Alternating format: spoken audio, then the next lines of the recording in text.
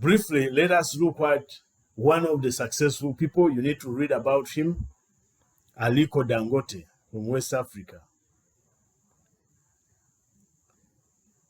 You'll be amazed that he competes favorably with the global tycoons, but he's an African. And this is what he says: 10 rules for success. And you can't follow these rules unless you think, unless you devote effort to think. 1, listen to people. We have 2 ears and 1 mouth. By design, we need to listen more than we speak. The more you listen to people, the more you shift perspective and start understanding things from different perspectives. An issue can be explained differently or from a different perspective by a theologian, a religious leader. A scientist in the medical world might have another perspective. An engineer, another perspective. But on the same issue, when you listen to people, you have the ingredients to help you think better and you can succeed. Consistency. Not waking up to do things, but checking through to say, if I do this, am I consistent with my values? Are these consistent with my mission, vision? Consistency. Some people are consistently wrong. They make wrong decisions consistently, however small those decisions might be. When you make small, wrong decisions over time, you will fail. You will fail. Yet when you consistently make small, right decisions over time, you are moving to success. Therefore, consistency should be in a positive way, a positive change, consistent. But to be consistent, you must be thinking. You must be thinking. Process the right information. Don't allow your mind to be clogged with every piece of information. Stand guard. Your heart is the source of who you are. Your mind. Guard it with all diligence, the Bible told you and continues to tell you. Be focused. To focus, you must be thinking. You must be alert to the environment. Don't be naive. If you are in a classroom, be there. If you are in a chapel, be there. If you are at the dining, be there. Focus. You must think if you are to focus. Thinking ahead before you act. Have you thought about the consequences? Do you have your life mission, your vision in perspective? Have you thought ahead? Many people find themselves in a place where they are saying, if I knew this would happen, if I did that, I wouldn't have done it. Simply because they did not think ahead. But if you choose not to think, you can't think ahead because everything is thinking. But you can choose to devote effort to think. And the habit of thinking will help you even think ahead. Think outside the box. Don't think from the front page. I think there is a musician called Cafero, Leti Cafero, who discouraged the people from thinking from the front page. Have a perspective, have a futuristic thinking so that you can do things that you not regret in the near or long-term future. Have a vision and mission. If you don't think, you can't have a vision and mission. Yet they are very important because they help you focus. They help you have a perspective. Your subconscious mind will help you make quick decisions, but in line with what you choose to be. Number 7, do only things you understand. If you are not sure, don't. Stop and think. If you understand, do. If you're not sure, seek to understand before you do. The business of saying, oh, I wish I knew.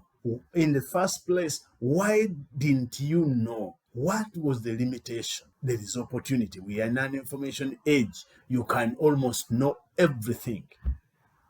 Although you need to judge, because some of the information are lies. And the appetite for truth is gradually decaying in our society. The appetite for deception is high in our society. Therefore, think and understand so that you can make judgment. Don't do things you don't understand. Thinking big, thinking beyond the current circumstances is another important success factor. As soon as you are born, you need to think big. I tend to imagine that children naturally seem to think big because they can make the whole house fail to sleep simply because they are not comfortable. That's big. They paralyze the systems at home.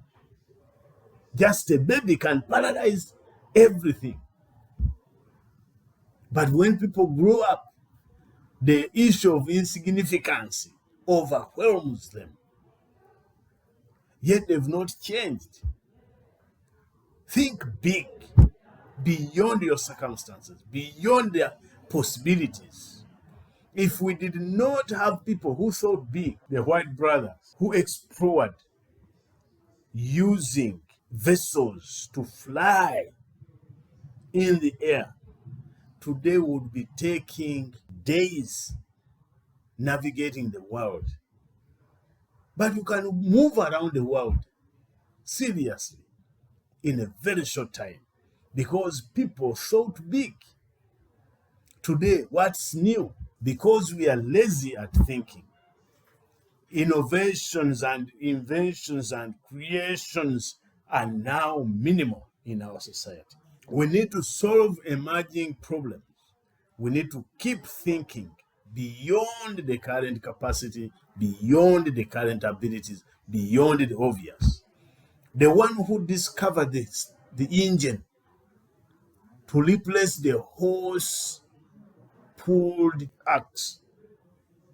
The horses were the ones to pull people, but today there are no horses. You can imagine, with the number of horses in this world, how would we maintain movement, parking?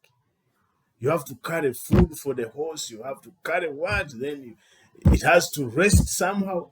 Where would we be? But today we have a horseless carriage. Thinking big. That's the result of thinking big. Make a strategic plan. At least this strategic plan is simple. Don't make it complicated. 1, define the strategy. How are you going to address the issue at hand? Number 2, after defining the strategy, select the best strategy. You can define strategies, but select the best strategy to address the issue at hand or the issues that will emerge. Strategic plans might be for 5 years, 10 years, but you choose the strategy, choose a course of action. 3, implement the chosen strategy. That's how what we call simple has turned out to be the more complex. When you look at a watch on your hand, when you look at the surface value, you see the 3 leads, but there's a lot of complexity just below those. Why? Thinking, strategizing, choosing what could work. How do we fix a bigger conversation into a smaller and simplified. You just put on a watch, you know the time, but you can't imagine the complex mechanisms that make it work out. It's because of thinking to define what may work, select the best option, and implementing the best options. Then treasure who you are, your name, your legacy, who you are. Your name is the most valuable asset. To make a name, it will take you over 30 years, but losing it can be in minutes. President Bill Clinton was challenged. Some of you who might have read, because you are not, I think you were not in that generation that saw his issue with Lewinsky, Monica. But he had somehow misbehaved, and Lewinsky was on his case, and indeed he moved into media, said there was an affair with this president of the US. And the president had to come and give a speech and also address himself to that issue.